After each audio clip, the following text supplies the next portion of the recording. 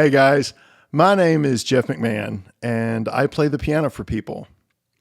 I've played on some big records, played on some big stages, and I've played with some big stars.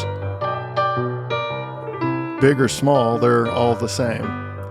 Taking someone with a dream, playing their song, and trying to get them further up the ladder. So that's what we'll do here.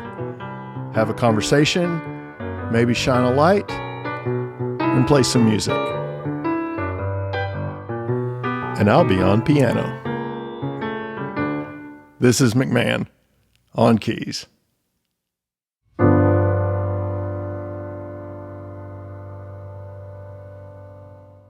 Okay, guys, welcome to McMahon on keys. This episode's going to be a little bit different, so I want to set this up for you for just a minute. My guest this week is Hannah B. Now, Hannah B is a radio personality in Illinois, and she and I met right before the world shut down. At the time, she was a college student at Elmhurst University, and she thought she wanted to get into radio. She did a summer gig at a radio station at US 99, which is one of the premier country stations, and it's outside Chicago. And then she got to her senior year thinking that was going to be her journey. And as we all know, the world shut down. So she finished her senior year virtually and still had the dream of radio. So she launched her own podcast. At the time, it was called Monday Motivation with Hannah B. And I found her online. She had interviewed some people that I've worked with, Kirsty Krause. She did a great interview with Maddie True. And she was doing all of this just out of her bedroom as a way to keep the wheels turning as best she could.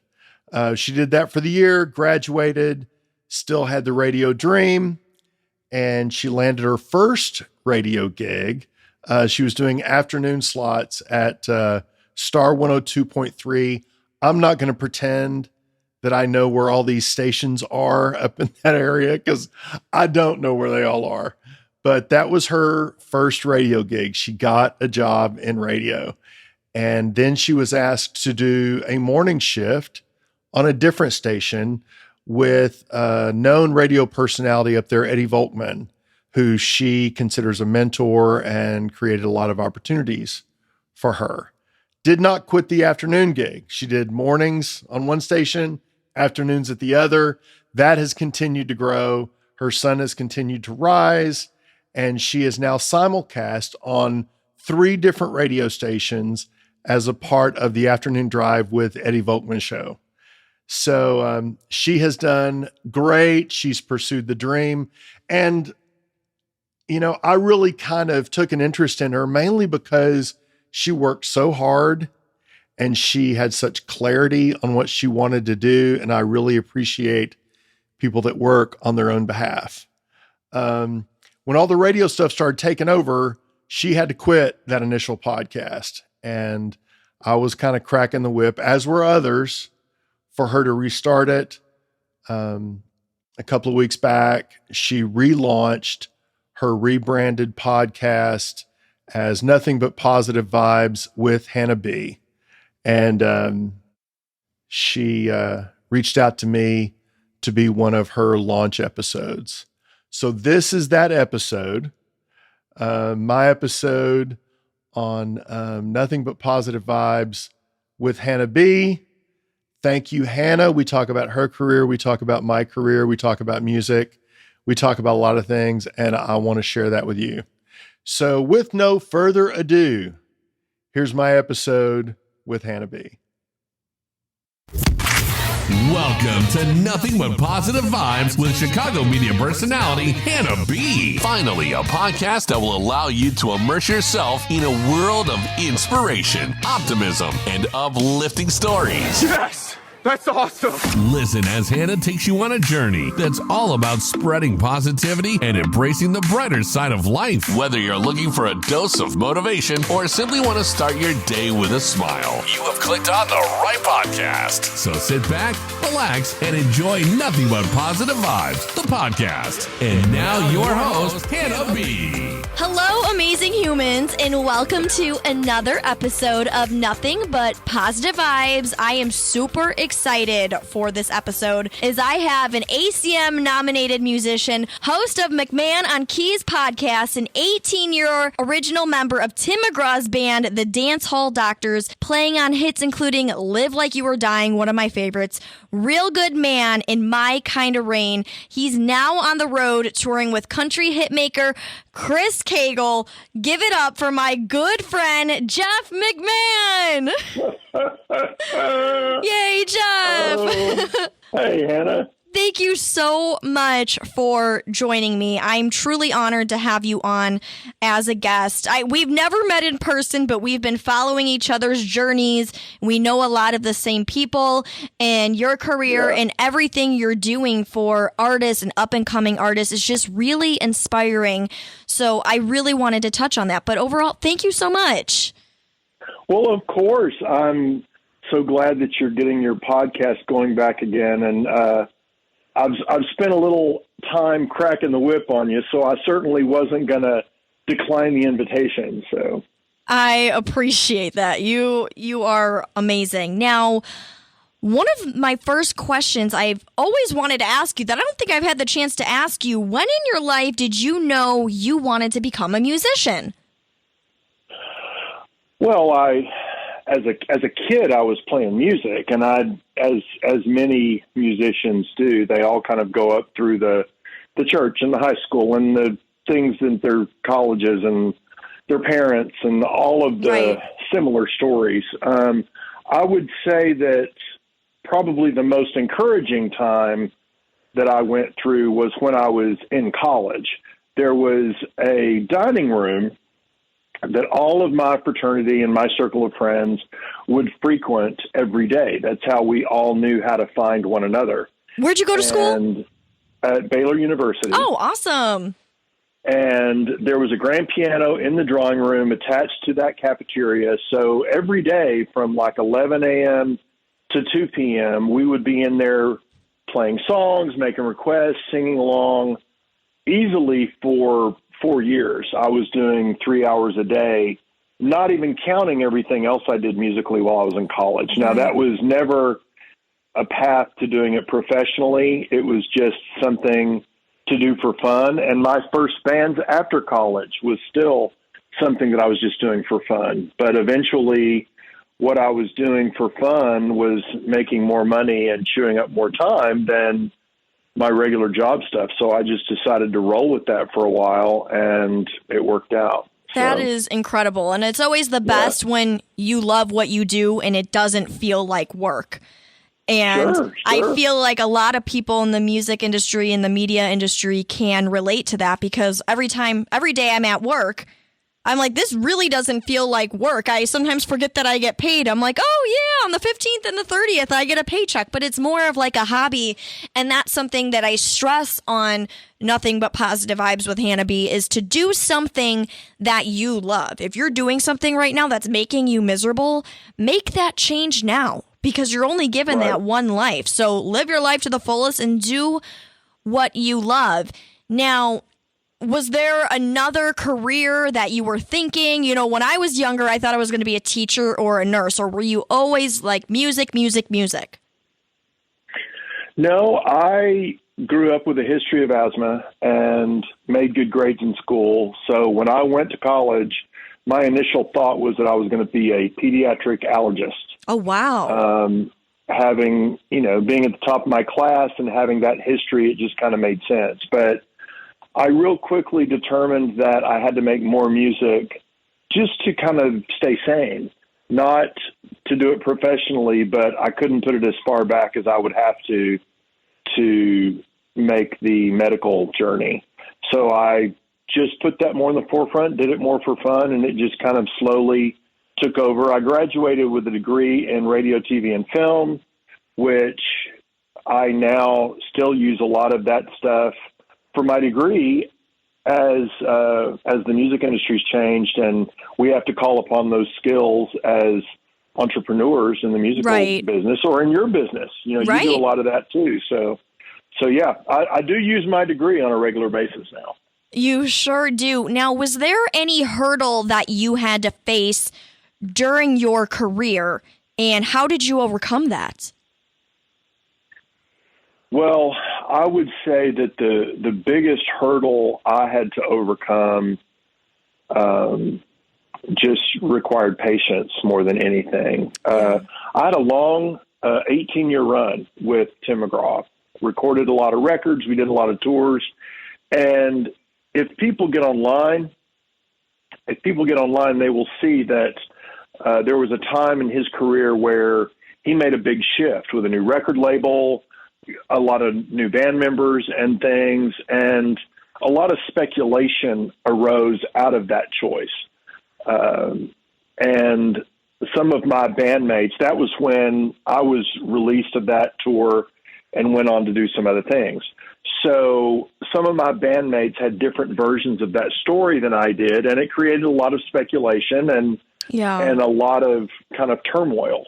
So people that didn't know the stories would come up with their own versions. And it was troublesome for a long time. I'm sure people that knew me, they could very quickly realize that I was not any kind of risk or problem. I immediately went from my time working with Tim, I went straight from that to working at a record label with Tim's record producer, Byron Gallimore.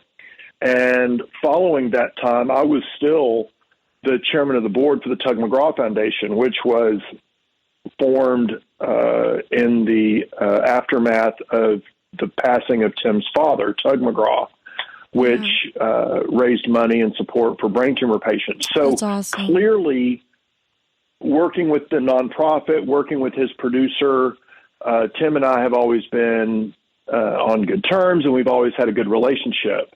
But if you didn't know those stories, you kind of got, you formed a lot of questions. So I kind of had to wait some of that out before I started playing a lot more often, and then ultimately went back on tour with Chris Cagle, who ironically I knew from the one show that he had done opening for Tim McGraw, where Tim had gotten sick in the middle of the show, and Chris Cagle jumped up and sang 20 minutes worth of Tim McGraw covers. Wow, that's awesome. So when he unretired and got ready to go back on the road, he called me, and everything was back to business. So it all worked out. I just kind of had to sit quietly for a while. And I love when I asked you that, you said patience. And I think sometimes that can be difficult for us because, we want the clear right away. We want, whatever it may be in life. You want that next dream job. You want that goal, whatever it may be. But patience is so incredibly important. And I'm sure that was difficult because here you are knowing what happened and other people are saying other things. And, if you're like me, I'm an overthinker, so it would, kind of bother me like, oh my gosh, like that didn't happen, but people are talking. So that's kind of another spiel that I like to give on my podcast is trying to, focus on the moment, focus on you and not worry too much about what other people are thinking. And I know we all do that every day as humans. And well, we do that. Right. Yes, but I was patient in the context of, am I going to go back on tour again? What I did actively was learn the side of the record label side of the industry. That's awesome. And learned video editing and learned graphic design. And, in the same way that, interrupt me if I'm wrong, but in the same way that you launched your podcast really simultaneously as the world started closing. Yeah. And I'm sure a lot of what you do on a daily basis with the radio station, whether it's how you handle social media, how you're building your posts, how you're preparing for your interviews, are things that you learned through that pivot and how you sharpened different swords, but still swords that you would use in the same fight later on. So absolutely. Yeah, it was. I know. I heard somewhere one of your commentaries where you used the word manifest. You manifested your future, and so many people use that word and they don't think of that as being the sweat equity part. They think of the manifesting as the thought process and the feelings. And yes, you did that. Positive vibes is a part of that, but you also worked, and I did too, to kind of create other doors later. So, yeah. Absolutely. Hard work really does pay off. You just got to put the work in, no matter if it's sleepless nights, if you're working overtime, it does pay off. Now, you're currently on tour with, you're on the road with Chris Cagle. And I was just wondering, how do you take time for you if you're, always traveling out on the bus, even when you were on tour with Tim McGraw, when you were with him for 18 years, how did you take that time for yourself? Well, Hannah, that's always an interesting question to ask those of us that find our hobbies becoming our occupations. We spend so much time on those hobbies when we're having to do other things, and the time we spend on our hobbies is the time for ourselves. So I don't really look for opportunities to not participate in the music scene because that's what I've always enjoyed doing to begin with. Now, when I was on the road with Tim, we were on the road really full time. I mean, there were years that we did 250, 300 shows. Wow. So I was never coming home. And I, like you, ran a lot. I trained for marathons. I know you do a lot of lifting and boxing and, and other things you do. So I did a lot of that just because I knew that the lifestyle could be really grueling, and that would give me a leg up if I kind of kept my physicality and mental wits about me. But now I tour a lot with Chris on the weekends, but I come back and I'm involved in other projects and doing other things during the week. So I kind of get two different sides of the coin that offset each other. I always wondered when I went to Taylor Swift in June, took my sister. I looked at my sister and I'm like, how is she just go, go, go, go? Like, she had 3 shows at Soldier Field out here in Chicago. And then the next day she was leaving. I don't know where she was going, but I'm like, they literally have no time to rest. I've always wondered how artists did that. Well, I think there's no time to rest, but I think also I would kind of throw this back on you. A lot of those folks that really excel have clarity as to what their priorities are. And I know you are like that. When everything shut down, you still had a clear idea of what steps you could take that would put you closer to your goal. And it wasn't the radio station. At that time, it was the podcast. And then you didn't have to become a big radio star to go back and contribute to the programs that taught you. You were doing that right out of the gun. So you always had a real clear idea of, if I take these steps, it will move me forward. These steps will not. Right. I don't have time for those steps. I have time for these steps. And I think the busiest people, the busiest artists, I have a podcast that I, started a couple of months ago, and the artists that call me back the first, the artists that call me back the soonest, the artists that are the most proactive on developing their songs and their episodes are the busiest artists. So they've just learned how to prioritize. And I think that's really the key. Absolutely. Time management. Now, not only are you traveling and on the road with Chris Cagle, but you also help a lot of up-and-coming artists. I know Maddie True. She is just blossoming, and I love to see her killing it out there. Shout out to Maddie True. Love her music. What do you think is the biggest piece of advice you could give someone who is currently working on following that dream? Let's say, for example, what is a piece of advice that you gave to Maddie as she was developing? The first thing that I told her when we met, I had not heard her sing, but we met, we were having coffee. She was explaining to me some of the people that she thought she was going to be working with, and it just smelled kind of fishy to me. And I told her that, not to enter into anything with those people. She didn't really know me yet, but I thought I could help her do some things. Right. The number one job she had was to respond. And if that meant I said, we need to shoot some pictures over the next 3 or 4 days, then you find the time to shoot them. If somebody calls and says, we're interested in having you play on such and such a night, get back to them. If you say yes, then you might get the gig. If you say no, they will still appreciate the prompt response because they can move forward. Right. So there is so much time and so much opportunity wasted because people drag their feet. They don't respond. Opportunities slip away. People get aggravated because they're waiting on you to tell them one way or the other. So just respond. Make a decision. Get back to people. Follow up. Respond. Yeah, and I think that goes for any career. I think a lot of people have that fear of failure, which is super common. But sometimes you have to fail in life to realize or to learn, from your mistakes.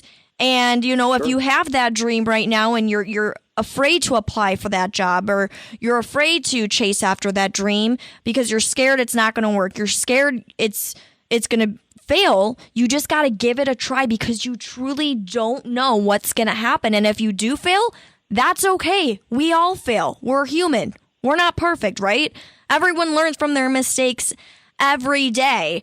And it's really cool to see you working with Maddie. She, again, for those of you, her music is on all platforms. Maddie True, an up-and-coming artist. She's out in Nashville, and Jeff's been working with her. I actually had her on my podcast when I did Monday Motivation with Hannah B, and I want to get her back on for nothing but positive vibes because she's come a long way since we last talked, which leads me to asking you about your podcast, McMahon on Keys. I've been able to listen to a few, but for those of you that may not be familiar with McMahon on Keys, Jeff, could you just give them a little bit of a background on that? Well, sure. Of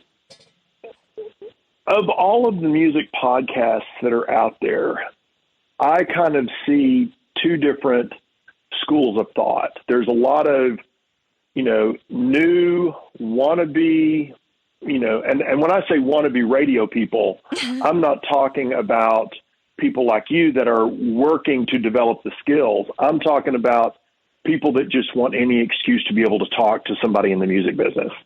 And there's a lot of those people, and they will interview new artists that don't have a lot to offer yet. They don't have high radio play. They're not on big tours. So they're doing anything and everything they can do for exposure.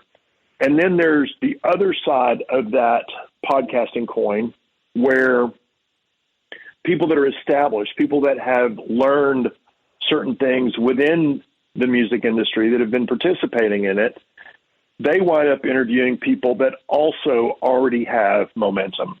They already have a certain level of experience. And I kind of felt like there was a void from people that might be able to guide some people, might be able to shine a light on some things that a new artist could learn from, but nobody in the business was talking to those people.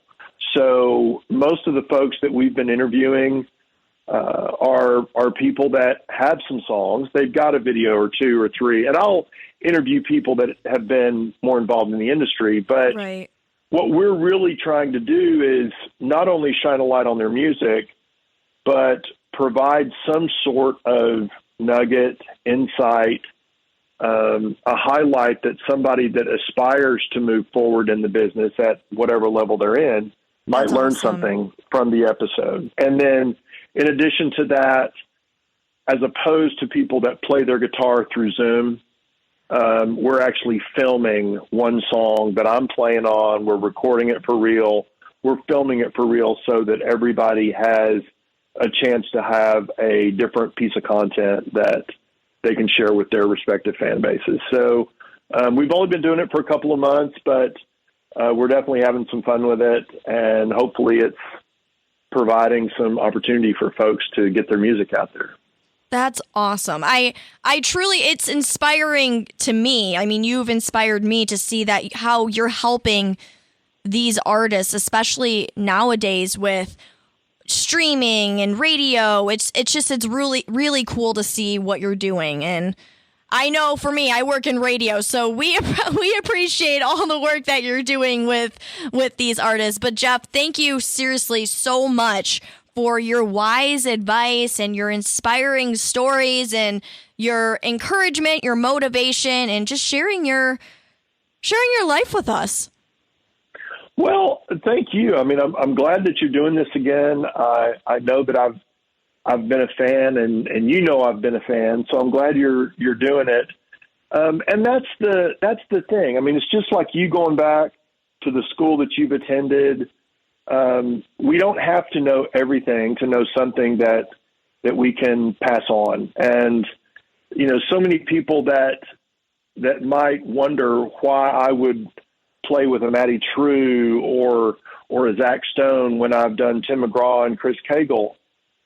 It's all the same. At some level, it's like, what did I do with Live Like You Were Dying? We took a song. It wasn't a record yet. We did everything we could to make a good record out of it and move his career forward. And that's what we're doing with Matty, and that's what we're doing with everybody else that's on the podcast. So that's you're awesome. doing the same. So kudos to you. Thank you so much, Jeff. Make sure to check out Jeff's podcast, McMahon on Keys. That's on all platforms. And Jeff McMahon on Facebook. McMahon Says on Instagram and Twitter. Yes, ma'am. Awesome. Thank you so much, Jeff. And until next episode, we are sending you nothing but positive vibes 24/7.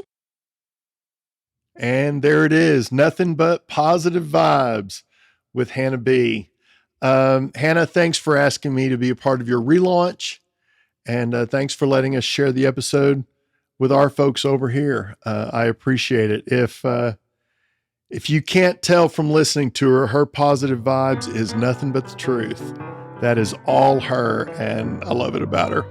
Thank you, ma'am. If you are not following the podcast, certainly subscribe. If you want to keep up with us on socials, you can find us at McMahon on Keys. And if you've got a specific question or something that you would like us to respond to, you can email us at jeff@mcmahononkeys.com. Thanks, guys. Until next time, this is McMahon on Keys.